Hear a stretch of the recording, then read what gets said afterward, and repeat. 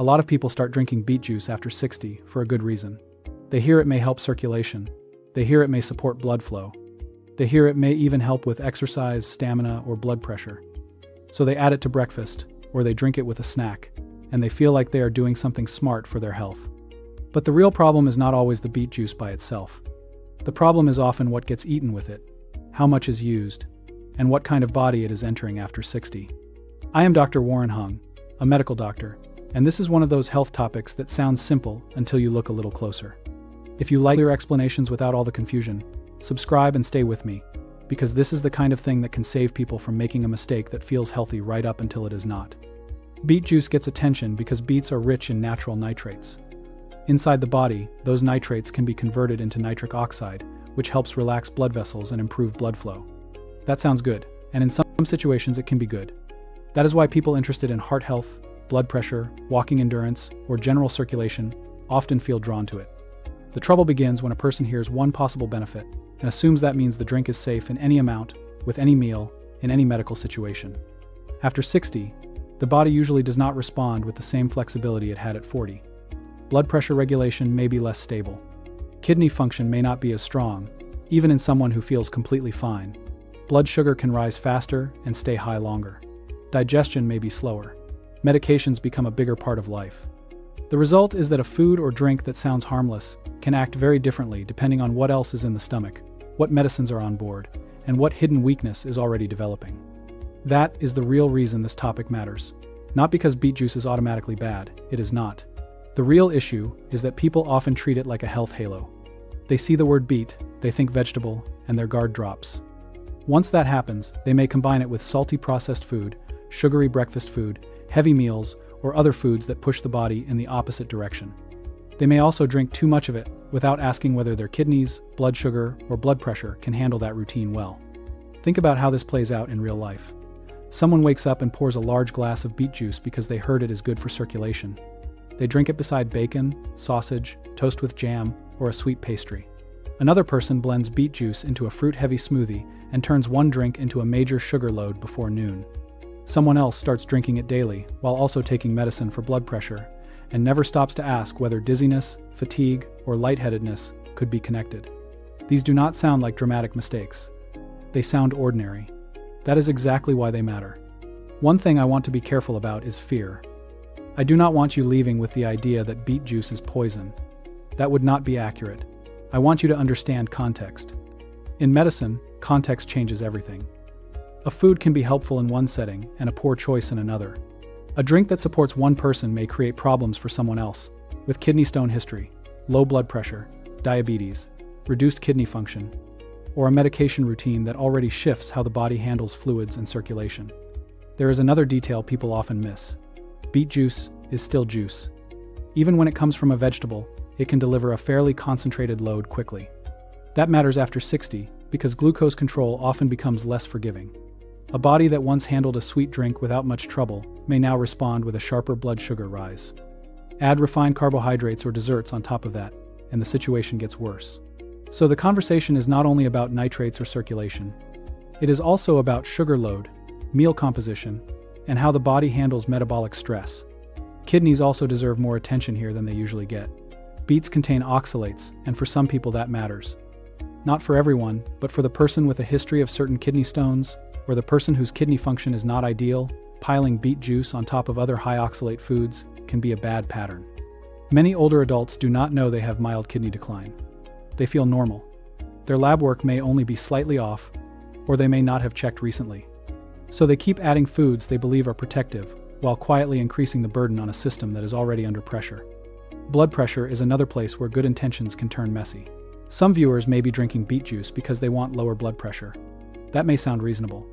But what happens if the person is already taking blood pressure medication, already gets dizzy when standing, or already runs a little low on certain days? Lower is not always better if it becomes unstable. A person can go from, "I am doing something healthy," to, "Why do I feel weak, shaky, or lightheaded," without making the connection. Have you ever had a moment where a food or drink you thought was helping you seemed to leave you feeling worse later? That pattern matters more than many people realize. This is also why I do not like one-size-fits-all health advice for people over 60. Age is not just a number in this situation. It reflects changes in blood vessel function, muscle mass, insulin response, medication use, hydration balance, and kidney reserve. A younger person may absorb a sloppy food combination and move on without much consequence. An older body is more likely to show the cost, even if the signs are subtle at first. So before we even get to the 7 foods, hold on to this one idea. The danger is often not the beet juice alone. The danger is the pairing, the dose, the frequency, and the false confidence that comes from calling something healthy. Once you see that clearly, the first food combinations start making a lot more sense, especially the ones people reach for every single morning without a second thought. Now that you can see why beet juice is not automatically harmless after 60, the next step is looking at the foods that can quietly make it a worse choice. The first group is not made up of rare or unusual foods. These are the kinds of things people eat every day. That is what makes them dangerous. They feel normal. They feel familiar. And because beet juice has such a healthy reputation, many people never stop to question the combination. The first food group is processed salty meats like bacon, sausage, ham, deli turkey, salami, pepperoni, and similar breakfast or lunch meats.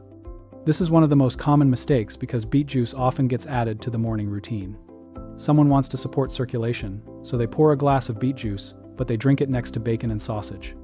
That creates a contradiction inside the body.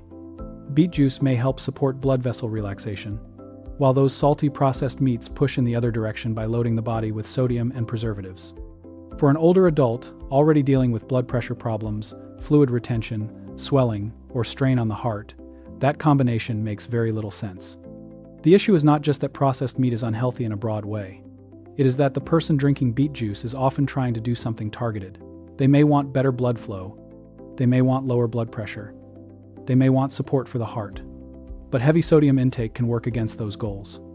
After 60, the body is often less efficient at balancing fluids and pressure swings. So a meal like beet juice with bacon, sausage, and toast may feel like a normal breakfast, but metabolically it can be a confused message. One part of the meal says, relax the vessels. The other part says, retain more fluid and increase vascular stress. There is also the bigger pattern to think about. Processed meats are often not eaten alone. They come with salty sides, buttered bread, cheese, or packaged breakfast foods. So the sodium burden is not small. It stacks up fast.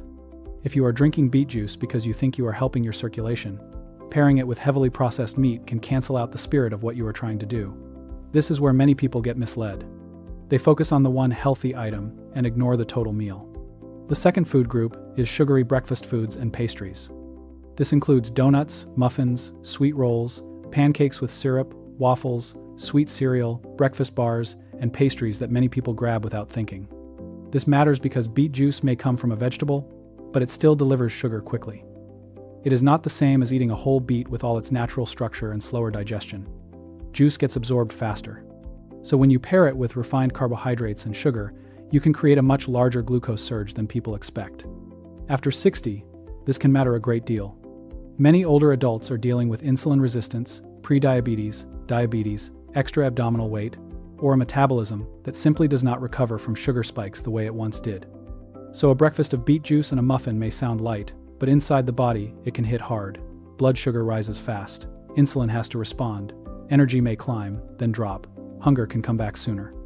And in some people, that pattern keeps repeating day after day until it becomes part of a bigger problem. This is one reason I encourage viewers not to let the word vegetable shut down their thinking. Beet juice is not candy, but it is also not a free pass. When it is paired with sweet breakfast foods, the body may not care that one item sounds wholesome. What matters is the total sugar burden and how quickly it arrives. That is especially important if someone feels tired after breakfast, gets hungry again too soon, or has noticed that their glucose numbers are higher than they used to be. Have you ever had a breakfast that seemed healthy at first, only to leave you tired or hungry not long after? That is often a clue that the meal was not working as well as you thought. The third food group is one that surprises many people because it includes foods with a healthy image. I am talking about other high oxalate foods eaten in large amounts, especially when this becomes a routine. Beets naturally contain oxalates. For some people, that is not a major issue. But for others, especially those with a history of certain kidney stones or reduced kidney function, it deserves caution. The problem begins when beet juice is not just part of the routine, but is stacked with more oxalate-heavy foods like spinach-heavy dishes, almond-based snacks, almond flour products, rhubarb, or similar choices. Why does that matter? Oxalates can contribute to certain kinds of kidney stones in susceptible people. That does not mean every person who drinks beet juice will have kidney trouble. But it does mean that an older adult with a stone history, borderline kidney function, or chronic dehydration should not act as if these combinations are irrelevant. This is one of those quiet risk patterns that can build over time. No dramatic warning, no obvious symptom in the moment, just a repeating routine that may not be kind to the kidneys. And this is where the healthy eater trap shows up. A person might drink beet juice, eat a spinach salad later, snack on almonds, and feel proud of how clean their diet looks. On the surface, that seems responsible. But the body does not judge foods by reputation. It responds to the total load.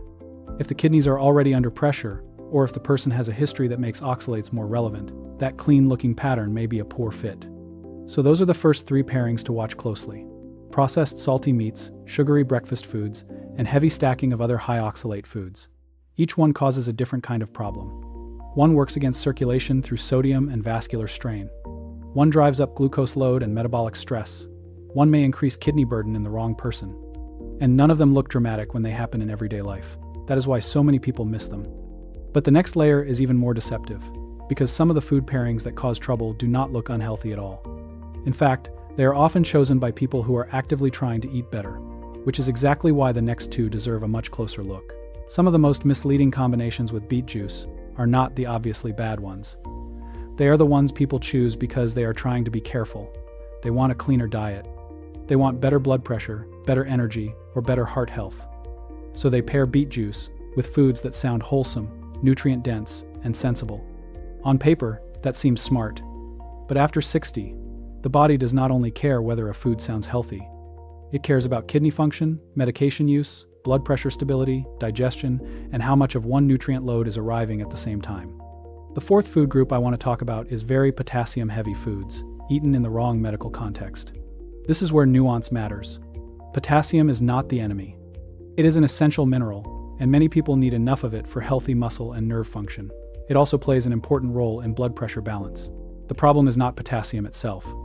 The problem is assuming that more is always better, especially in an older body that may not clear minerals as efficiently as it once did.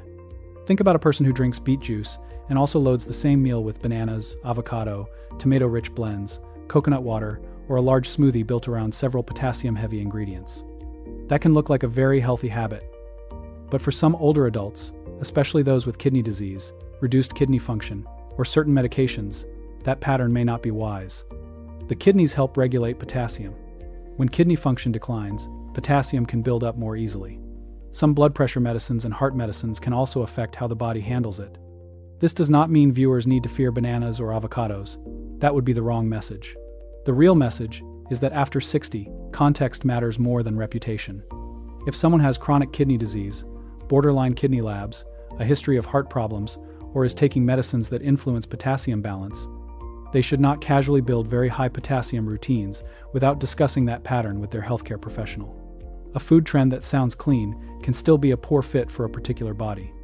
This kind of mistake often happens because health advice on the internet gets flattened into simple slogans: more vegetables, more minerals, more natural drinks, more superfoods. But medicine does not work like slogans. The same body that benefits from one nutrient in one setting can run into trouble when several high-load items are piled together day after day.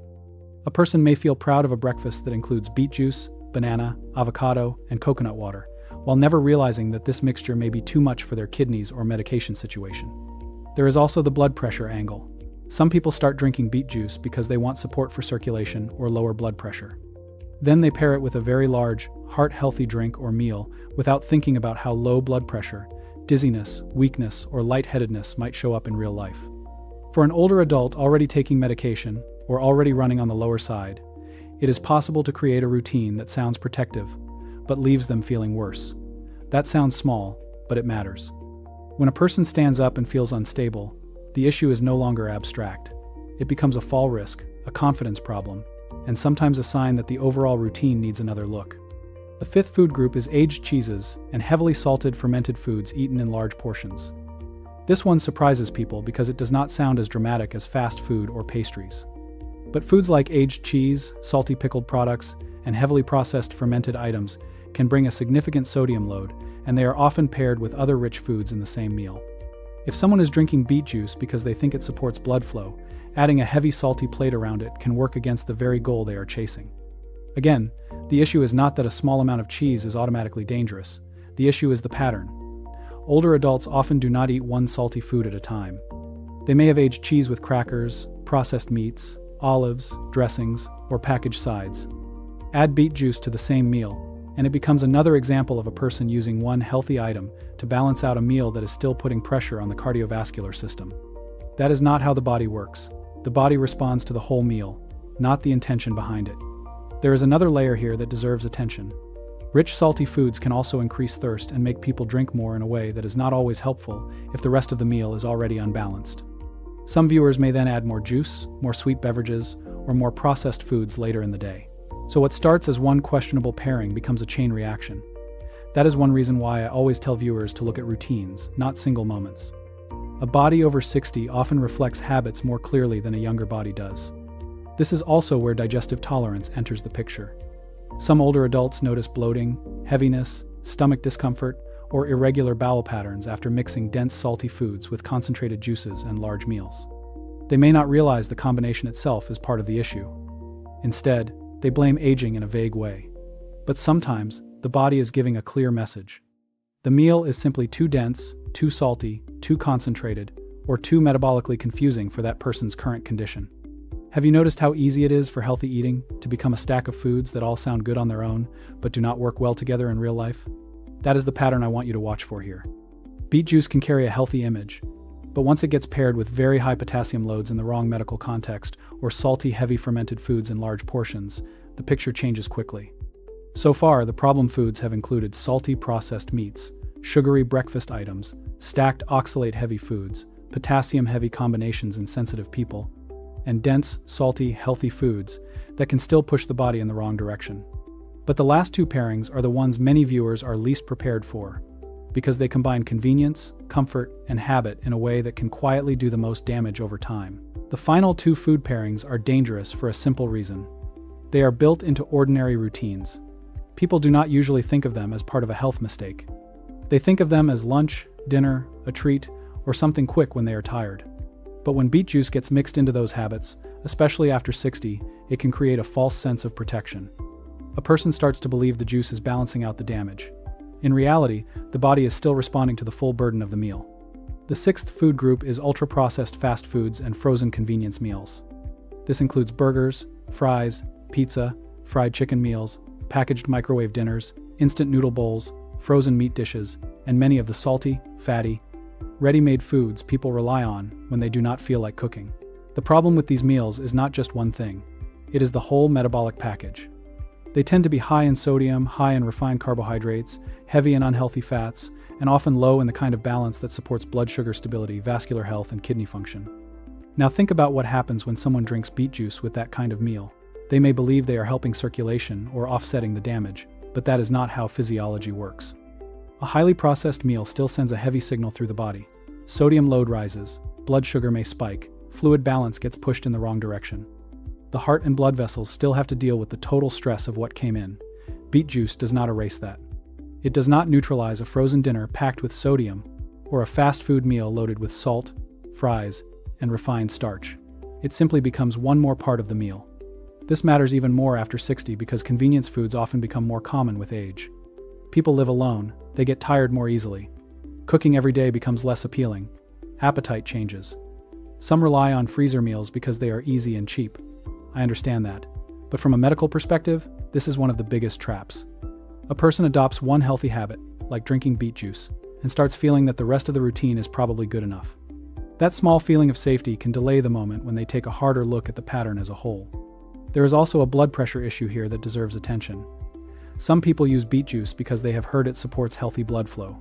But a fast food meal or packaged frozen dinner can bring such a heavy sodium hit that it works directly against that goal. For an older adult already trying to control blood pressure, swelling, or cardiovascular strain, that combination is confused at best and harmful at worst. This is not just a detail. It goes to the heart of how people misunderstand health foods. They treat one item as a shield instead of looking at the full dietary pattern. The seventh food group is refined sugary desserts and sweet drinks consumed alongside beet juice. This includes cake, cookies, ice cream, sweet coffee drinks, soda, dessert smoothies, candy, sweet milkshakes, and similar foods that deliver a concentrated sugar load. Many viewers do not realize how easy it is to turn one healthy juice into part of a much larger glucose problem. They drink beet juice in the morning, then have a pastry later. Or they drink it with dessert because the meal felt heavy and the juice seemed like the healthy part. Or they blend it into a sweet fruit drink and add honey or flavored yogurt on top of that. For a younger body with strong insulin sensitivity, that kind of pattern may still be a bad idea, but the body often hides the cost for longer. After 60, the metabolic cushion is usually smaller. Blood sugar spikes can hit harder. Recovery can take longer. Energy swings become more obvious. Cravings can get stronger. And for people with prediabetes or diabetes, these combinations can quietly push them in the wrong direction again and again. A person may tell themselves they are drinking vegetables, but the body sees the total sugar arriving, not the good intention behind it. This is especially important for viewers who feel tired after meals, sleepy in the afternoon, hungry again soon after eating, or frustrated that their glucose numbers are drifting up even though they think they are making decent choices. Sometimes the problem is not one disastrous food. Sometimes it is the repeated pairing of several sugary foods that each seem harmless on their own. Beet juice may not be the only reason, but when it is added to desserts, sweet snacks, or sugary drinks, it can absolutely become part of the pattern. So what should you do instead? First, stop thinking of beet juice as a free health pass. Think of it as something that may fit some people in some situations, but only if the rest of the routine makes sense. Second, pay attention to the body you actually have now, not the one you had 20 years ago. If you have low blood pressure, kidney issues, kidney stone history, diabetes, prediabetes, or you take medications for blood pressure, heart rhythm, or fluid balance, that matters. It changes how careful you should be. Third, look at meal composition. If you choose to drink beet juice, it makes more sense to keep the surrounding meal simpler and more balanced, not loaded with sodium, desserts, refined starches, or stacked mineral extremes. Portion size matters too. Bigger is not always better, more frequent is not always safer, and natural does not always mean low risk. Fourth, listen to clues your body may already be giving you. Dizziness, weakness, unusual fatigue, stomach upset, rising glucose numbers, or recurring kidney stone problems should not be brushed aside. Those are reasons to step back and review the pattern with a qualified healthcare professional. The goal is not fear. The goal is to stop guessing. The real message is this: after 60, the danger often comes from combinations that look ordinary. Beet juice is not automatically harmful, but it can become part of a bad routine when it is paired with salty processed meals, sugary foods, kidney stressing patterns, or a medication situation that changes how your body responds. Health is rarely about one miracle food. It is usually about whether the whole pattern makes sense for your age, your organs, and your risks. I am Dr. Warren Hung, and if this helped you look at your daily habits in a more careful way, subscribe for more clear and practical health explanations. And if you have ever felt worse after a food or drink you thought was helping you, leave a comment. That kind of pattern deserves attention, because sometimes the body is warning you long before the damage becomes obvious.